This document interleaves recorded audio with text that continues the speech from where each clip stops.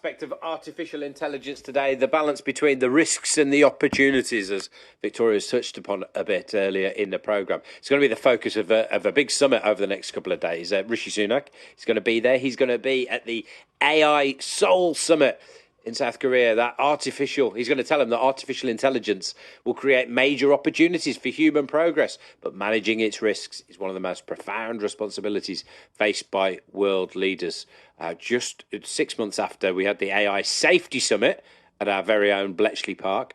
The technology, though, including chatbots like ChatGPT, Gemini as well, that's Google's one, if you're keeping up with it. What was it? Microsoft's was Copilot. Seen rapid growth in that time. Arti Samani is Chief Executive of the AI consulting firm Shreem Growth Partners and joins me now. Arti, hello. Hi, good morning. Thanks so much for being with us, Arti. Summit after summit after summit. What is all the conversations leading to at the moment with those at the forefront of the industry? What are people trying to achieve? Yeah, great question. You're right. Summit after summit. So we're 6 months into the AI Safety Summit, the first one held in Britain in November. At that time, the commitment was to create a report to identify or at least help gain understanding of what the potential risks are of AI and the rate at which AI is moving. What risks are we generating?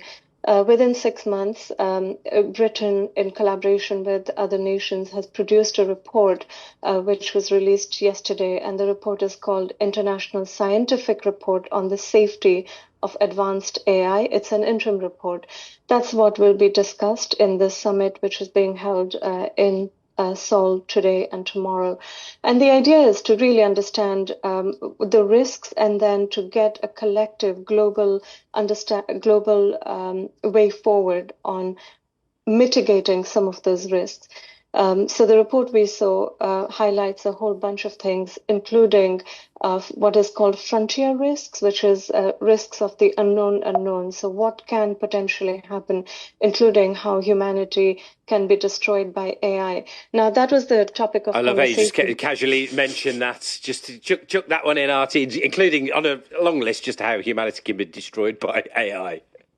Yeah, well, that was the topic of conversation in the last summit. And to be honest, yes, humanity may be destroyed at some point, who knows? Like, it's not an immediate thing that concerns me or concerns lay people on the street, right?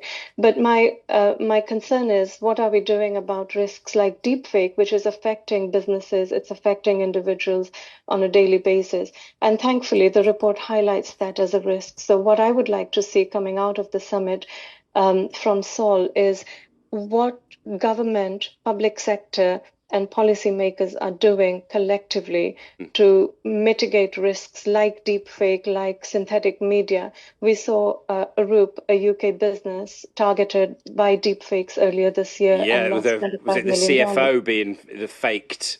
Exactly. And the company, well, a lot of employees falling for it. Artie, just hold there a sec, because Victoria was chatting a little bit earlier. Victoria Jenkins, who's the chief executive of Unhidden, a fashion brand.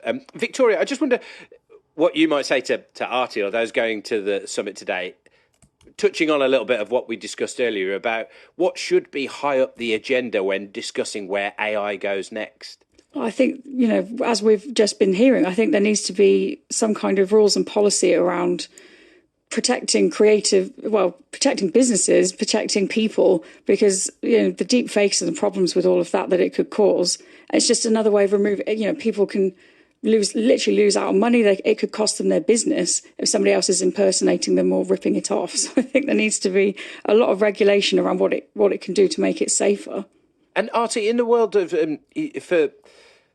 the output of this AI stuff, we were getting into this a little bit earlier as well, and concerns that the output isn't necessarily fair. We were talking about people with disabilities earlier. But you could go across many different minorities and see concerns that AI is not working for them. How high up the agenda is that? It's like we're racing ahead to see what this technology can possibly do. But hang on, are we getting the first bits right to ensure that the data that's being used is fair in itself and then being used in a fair way? Yeah, that's a great point. So bias in AI is very, very topical. And thankfully, that is one thing that's being looked at quite seriously by everyone in terms of the data that is used to train the algorithms which ultimately generate the output. So unfortunately, AI is a reflection of the society that we live in. So there is bias in the data itself because we do not have all the data from all segments or groups of the society representative. But also the good thing about AI is that it allows us to create synthetic data, which means we know the world as we know it. And using AI, we can simulate a data set which is representative of the world, even though that data set doesn't exist. So that is being looked into. Now, I'm not saying that it's there, that it's all very good yet, but it is something that technologists, tool creators, etc., are working on it.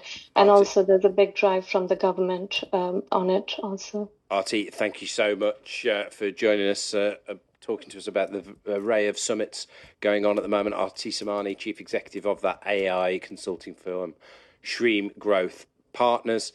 We'll walk on.